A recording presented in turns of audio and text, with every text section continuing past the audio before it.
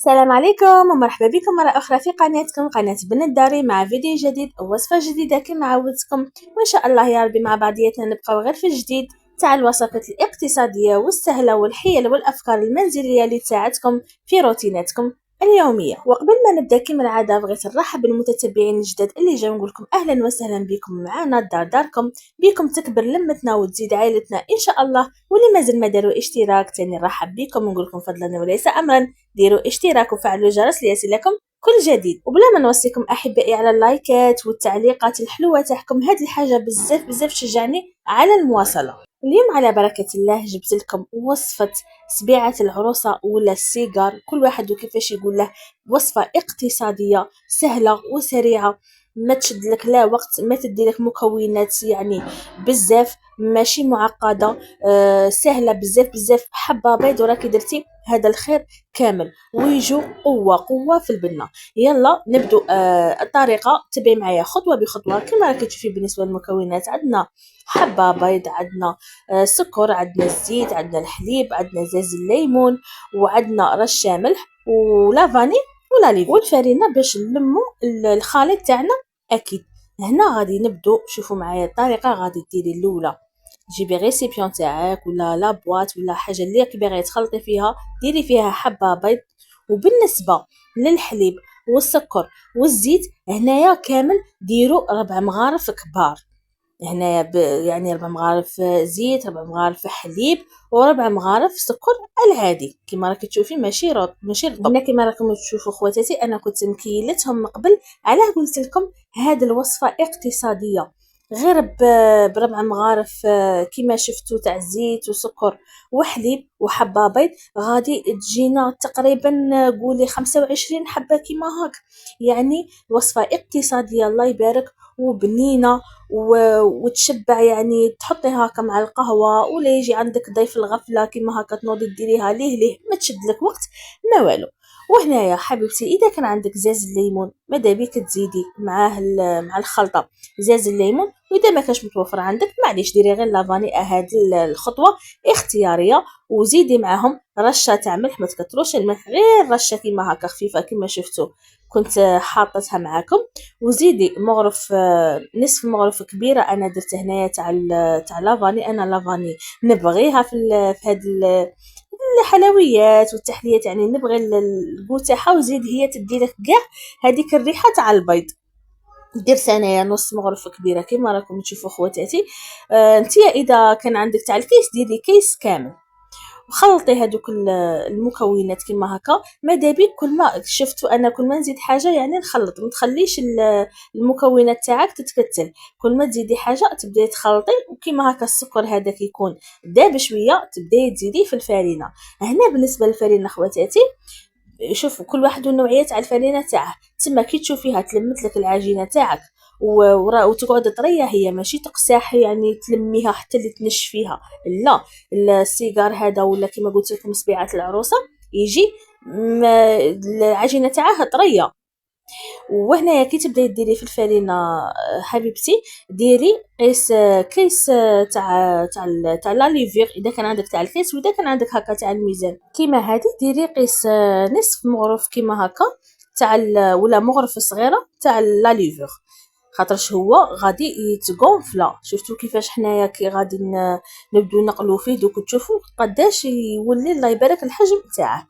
وتبداي تخلطي كيما هكا، مادامك تزيدي في الفرينه تدريجيا، مادامك تخلطي ماشي تزيديها ضربه واحده ومن بعد تحصلي فيها، شوفي غير بشويه تدريجيا وراكي تزيدي في الفرينه وراكي تلمي فيها. الاولى انا كي كان الخليط عاد كيما حنا نقولوا سائل كنت نلم بالفوي، كنت هكا نخلط بالفوي، من بعد صاي كي بدات حنا نقولوا تتلصق لي الفوي مع الخليط صاي تبداي تلمي بيدك عادي. شوفوا هذا هو القوام اللي تخلوها عليه خواتاتي.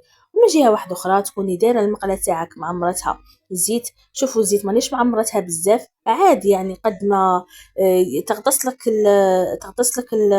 السيجاره تاعك. ومن بعد كي تنتفخ معليش تنتفخ ماشي مغطسه في الزيت، دوك تشوفوا كيفاش بديت نقلي فيهم. المهم ما تكثريش الزيت بزاف وما تقليش بزاف، متوسط على حساب تاني المقله اللي عندك خواتاتي. ومن بعد نروحو نشكلو سبيعه العروسه تاعنا كيما هكا، ساهلين في التشكيل. وكاين اللي ما يبغيش يديرهم بهذا الشكل، هي على اسمهم سبيعه العروسه على خاطرهم يجوا كيما هكا، كيما السبيعات، فهمتوا؟ كيما الاصابع، الشكل تاعهم كيما الاصابع. انت حبيبتي تبغي ديريهم دوائر، كل واحد وكيفاش يعني يبغي يديرهم، انت حره في الشكل اللي راكي باغيه ديري به حبيبتي. وراكم تشوفوني في العجينه كيفاش راها. العجينه غادي غير تبداي تحطي فيها، ننصحك ما تخليهاش بزاف في البلا تاعك اللي راكي باغيه تحطي، عفوا اللي راكي تحطي عليه يعني، ومن بعد تقلي.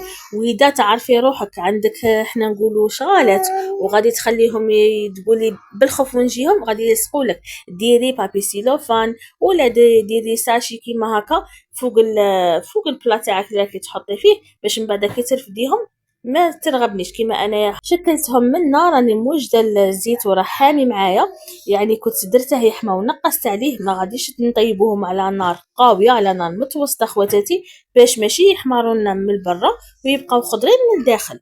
خلوهم يطيبوا براحتهم.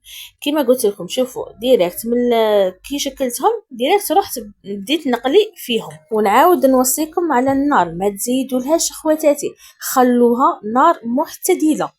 قلت لكم هما يبغوا يطيبوا براحتهم، يعني ما تتقلقوش عليهم وين بالخوف يحمروا لكم، قادر ديري تزيدي للنار غير تحطيهم يحمروا لك ينحرقوا لك بالخوف ويبقاو لك خضرين من الداخل. هما لا يطيبوا براحتهم على نار معتدله، وزيدي ينتفخوا لك براحتهم، وتبداي تقلبي فيهم. دوك تشوفوا كيفاش نقلبهم على الجهتين. وكي تشوفوا خواتاتي هذاك التشققات بداو يبانوا، عرفوا باللي السيجار تاعكم راه ناجح 100%. دوك تشوفوا كيفاش يبدا يتشقق كيما هكا وما يتفتت ما والو، هذوك التشققات داخلين في النجاح تاع الوصفه تاعك. ومن جهه واحده اخرى رحت وجدت العسل تاعنا والسكر غلاس اللي غادي، يعني انا غادي ندير نصف نعسله بالعسل ونصف نديره بالسكر رطب. هاد الحاجه تاني تبقى اختياريه، انتي كاين اللي يبغي يخليه حتى كيما هكا. دوك تشوفوا في الشكل كيفاش يخرج، يقعد هكا بلا سكر وبلا عسل تاني يخرج يشهي، تقدري تخليه كيما هكا. شوفوا هنايا كيفاش غادي نقلب فيه، وشوفوا التشققات اللي قلت لكم عليهم. دوك نقرب لكم هكا للمقله، تشوفوا كيفاش يتشقق السيجار تاعنا. شوفوا لي وبدا ينتفخ، يعني شفتوا كيفاش تضاعف الحجم تاعه. وهنايا بالنسبه للعسل خواتاتي راه بارد، يعني غادي بالنسبه للسيجارات اللي غادي نعسلوهم من المقله ديريكت للعسل كون معايا، على خاطر هما يكونوا حامين، والحسل اللي يكون بارد نطفوهم كيما حنا نقولوا في الحسل هكا يتشربوا لنا مليح. والسكر غلاس كما وريتها لكم راني دايرته في كيس. هذه الطريقه شفتوا كيفاش درت معاكم حلوه البوسو، تاني رمتها كيما هكا بهذا الشكل ندخل بالحبات، يعني 3 حبات 4 حبات في البوسه ونبدا نرمت فيهم. هذه الطريقه براتيك وماشي كاع الحالات تولي لك سكر رطب، يعني هذه الطريقه تحتمدوها غادي تعاونكم بزاف خواتاتي، ويخرج لكم الكاطو تاعكم ولا السيجار تاعكم كيما رانا نديرو فيه دروك، يخرج لكم مرمد غايه. شوفوا لي هنايا الشكل تاعهم، الله يبارك. هذه ما راهم معسلين ما راهم مرمدين في السكر، شفتوا كيفاش يشهي ويجي الشكل تاعه بزاف يعني شباب. تقدروا تخلوه كيما هكا حسب الاذواق.